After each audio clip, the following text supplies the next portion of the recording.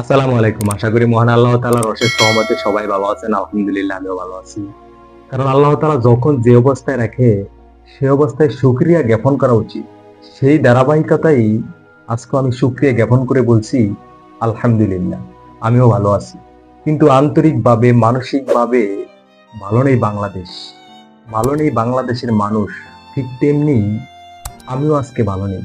কম বেশ আমরা সবাই জানি, সবারই নজরে পড়েছে বাংলাদেশের কি ভয়াবহ একটা ঘটনা ঘটেছে, কি করুণ একটা ঘটনা ঘটেছে, কি বিষাদময় একটা ঘটনা ঘটেছে। মানুষের মৃত্যু হয়েছে, সেটা বড় কথা নয়।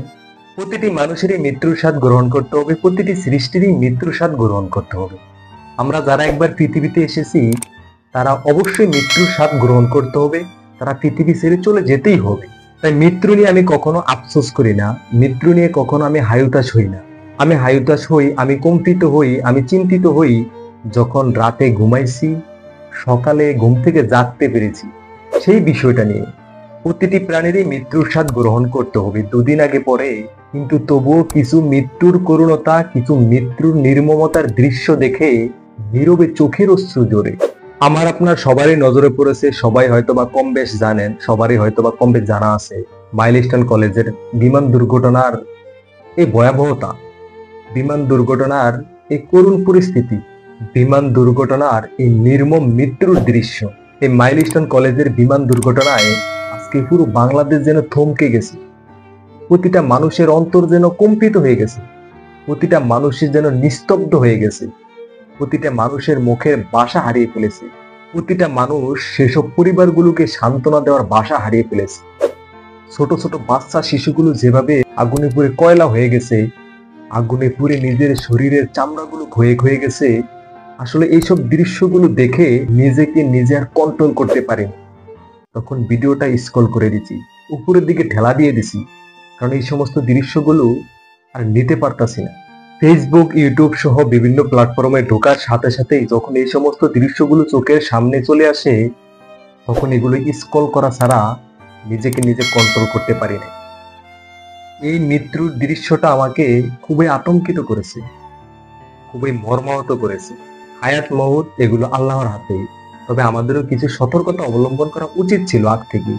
একটা স্কুলের পাশে, একটা কলেজের পাশে এই ধরনের যুদ্ধ বিমানের ট্রেনিং সেন্টার বা যুদ্ধ বিমানের জন্য ট্রেনিং প্লেস তৈরি করা আমাদের কখনোই ঠিক হয়নি।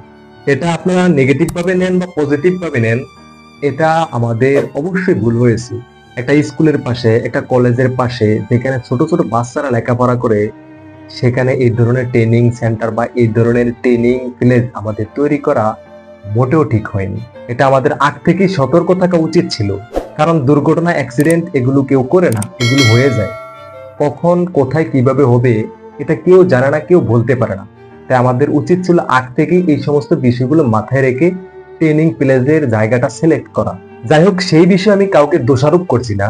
আজকে আমি ক্যামেরার সামনে এসেছি বা আজকে এই বিষয়ে কথা বলতে এসেছি এজন্যই, আমি একজন বাংলাদেশের নাগরিক হিসেবে এই মাইলস্টোন কলেজের বিমান দুর্ঘটনায় যারা তাদের বুকের রত্ন, যারা তাদের ফ্যামিলি পরিবারকে হারাইছে, তাদেরকে সান্ত্বনা দেওয়ার মতো ভাষা আমাদের নাই। তাদেরকে সান্ত্বনা দেওয়ার মতো ভাষা আমার নাই। তাদেরকে কি বলে সান্ত্বনা দিব আমি সেটাই খুঁজে পাচ্ছি না।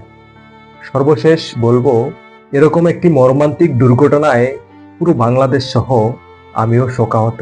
এই মাইলস্টোন বিমান দুর্ঘটনায় যারা তাদের ফ্যামিলি পরিবারদেরকে হারাইছে, তাদেরকে সান্ত্বনা দেওয়ার মতো ভাষা আমাদের নাই, কিন্তু তাদের জন্য দোয়া করার মতো সমর্থ শক্তি আমাদের আছে। তাই সবাই সবার জায়গা থেকে, সবাই সবার অবস্থান থেকে যারা এই করুণ মৃত্যুর সম্মুখীন হয়েছে, যারা এই ভয়াবহ করুণ নির্মম মৃত্যুর সম্মুখীন হয়ে যারা পৃথিবী থেকে চলে গেছে, আমরা সবাই সবার অবস্থান থেকে, সবাই সবার জায়গা থেকে তাদের জন্য দোয়া করি। আল্লাহ তাআলা যেন তাদেরকে শহীদি মর্তবা দান করে, তাদের সকল ভুল ভ্রান্তি ক্ষমা করে, তাদেরকে জান্নাতের উচ্চ মাকাম দান করে।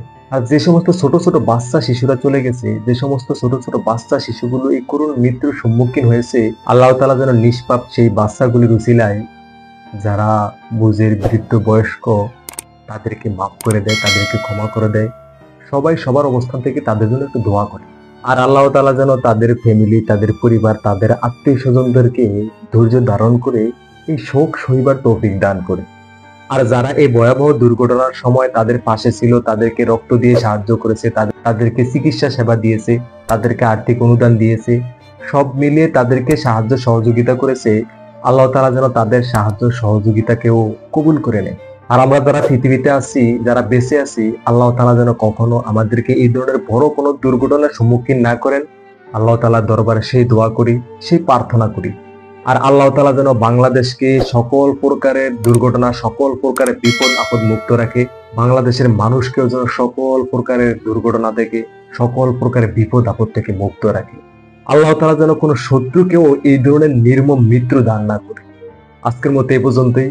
আল্লাহ তাআলা বাঁচিয়ে রাখলে সামনে আবার দেখা হবে নতুন কোনো ভিডিওতে। দোয়া করি সে পর্যন্ত আল্লাহ তাআলা বাংলাদেশকে ভালো রাখুক, বাংলাদেশের মানুষকে ভালো রাখুক, সবাইকে ভালো রাখুক। আল্লাহ হাফেজ।